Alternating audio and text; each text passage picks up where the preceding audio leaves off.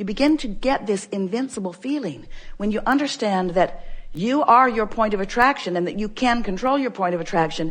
Then you begin to understand that you can carve out a path of least resistance to anything that you want. Better said, you can carve out a path of least resistance to anything wanted or unwanted. And do you know how you carve out a path of least resistance? By giving it attention.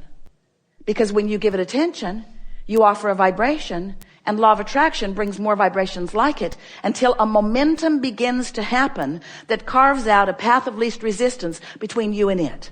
And as you carve out paths of least resistance between you and whatever your subject of attention is, then you go to it and it comes to you. You rendezvous. You become one. You become co-creative partners, wanted or unwanted, because you've carved out the path of least resistance. Esther has a beautiful stream and pond in Texas at the center, at the Abraham Hicks Publication Center. Such a pretty thing. And the stream, when it was first put in, was so clear. The fish were so beautiful, but over the years, it became increasingly cloudy until Esther realized she couldn't see the fish. So finally, it was determined that the pipes bringing the water back into the pond were all clogged up from neglect. So they just laid some new pipes. It was easier than digging the old ones out. It was easier than trying to clean the old ones out. They tried all of that. They just laid new pipes. New pipes from the pump to the pond. And right away, the pond cleared up. So we want to say to you that we love you so much, but you've got some clogged pipes. Because you're asking for things. Step one, you're asking. And non-physical, the universe, law of attraction, is delivering to you the results of your request.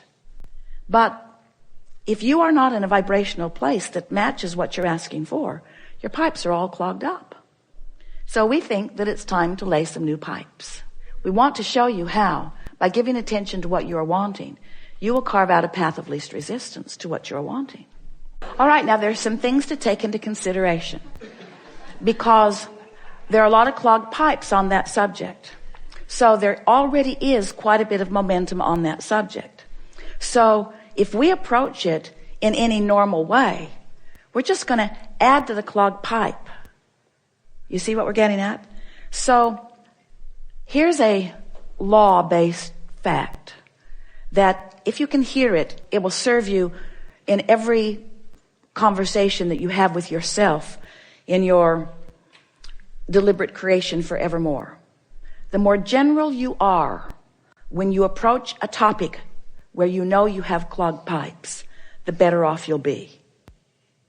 Now think about what that means. If you don't have any clogged pipes, if you're thinking about something wanted, then the more specific you are, the faster the momentum and the better it is, because you're carving out a path of least resistance to something. But when you're thinking about something unwanted and adding to what you do not want, then the less specific you are, the better off you'll be. Does that make sense to you? So you start. What's the goal here? To find the first pure thought about abundance. A pure thought about abundance. So just reach for a pure thought about abundance, which means try not to have it have any relationship to you. If you're not feeling abundant, then be good to leave you out of the equation for just a little bit. So let's just talk purely about the idea of abundance. I would like the idea of abundance to make me feel free. Now, you don't feel free with the idea of abundance yet. So you just said something you don't mean.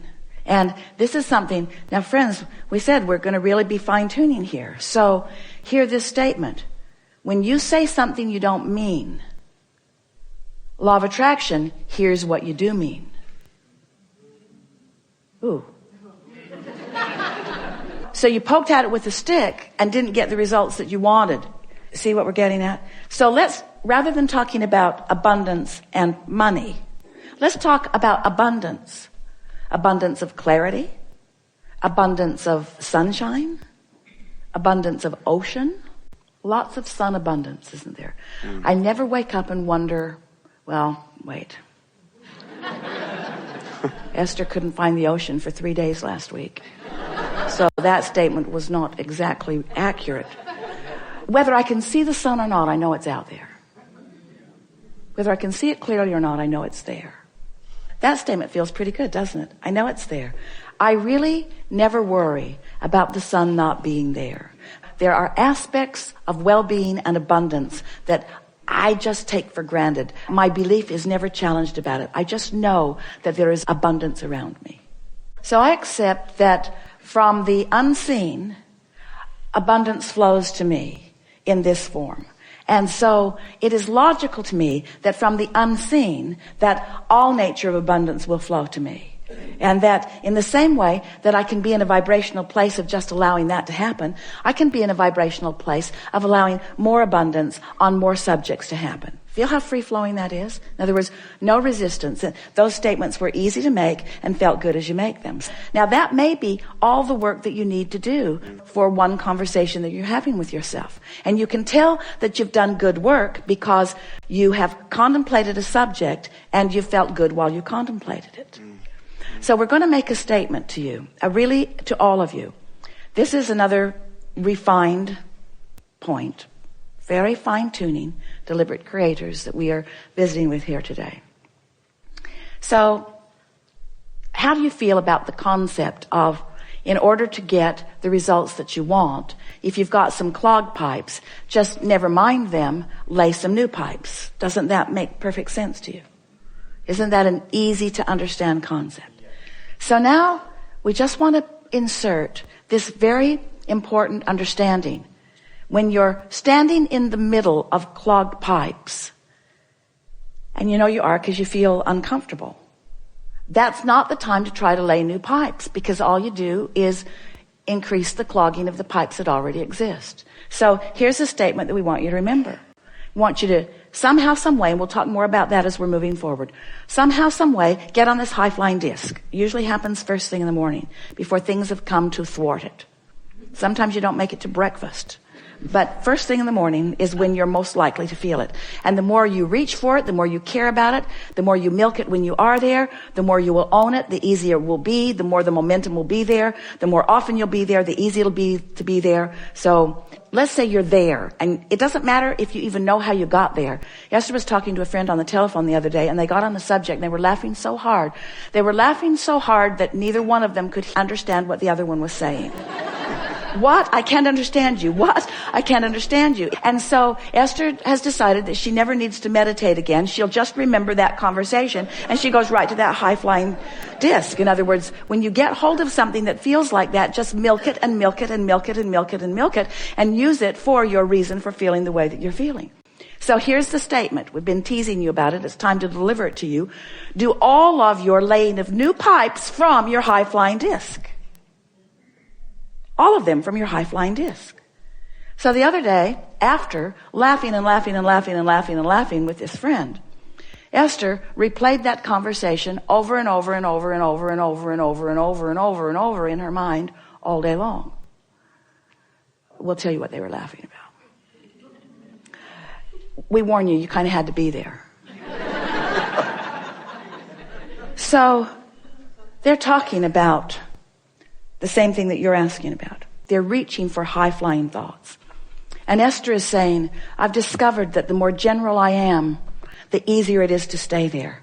And so she was saying, I love words like clarity, and I love the feeling of invincibility. And I've got this pen that I pretend is my magic wand, and I'm just waving it around, and it feels like the entire universe is responding to what I'm asking for. And all I want to do is think about these things and talk about these things. Esther said, I'm afraid I'm becoming like a vibrational snob.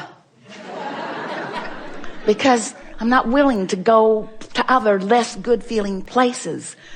And her friend said, yeah, it's like others can't quite understand us. She said, it's like being in that room at the insane asylum.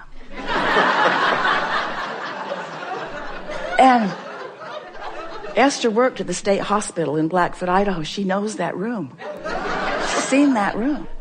So Esther began laughing. And then one or the other of them is talking about people walking by and hearing them laughing in there and saying, just leave them alone. and don't get too close to the door.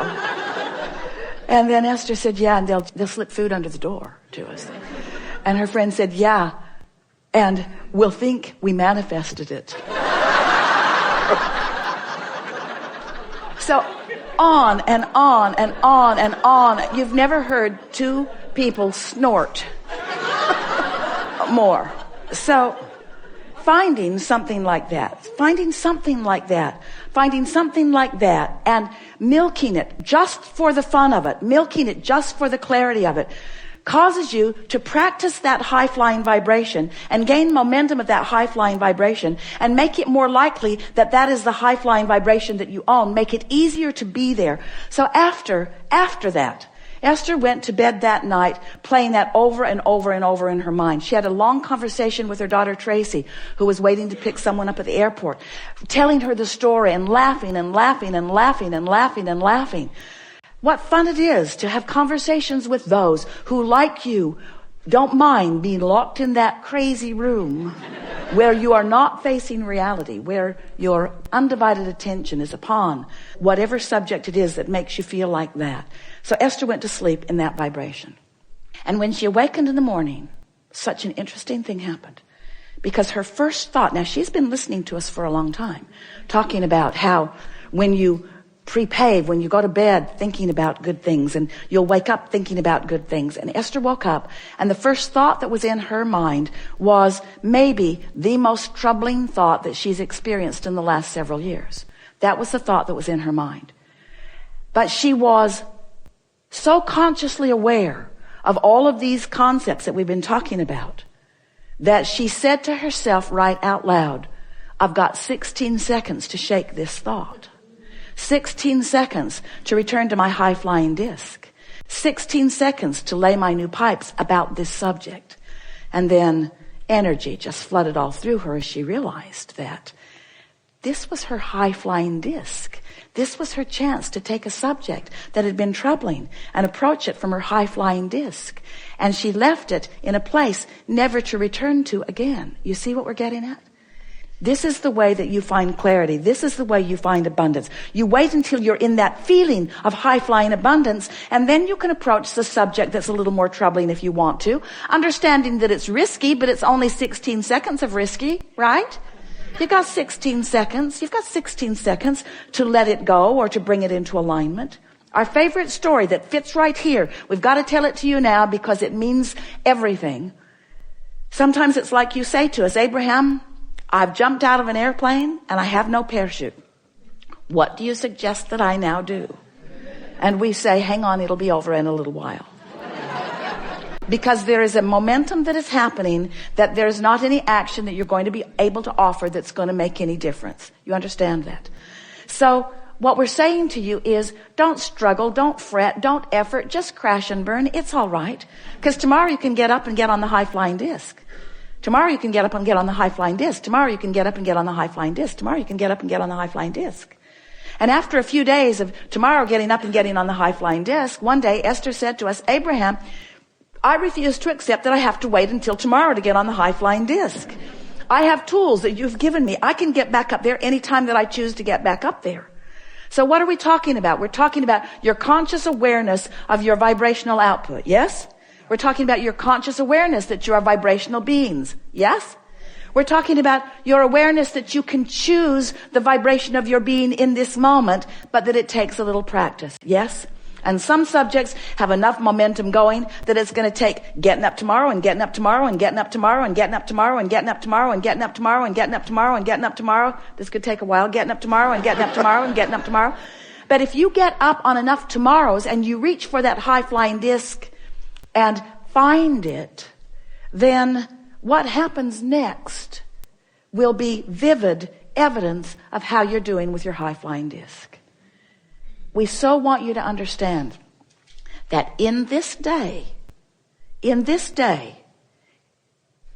evidence of what disc you're on is going to be all around you. Esther said the other day, the people around me are making me believe that I might be on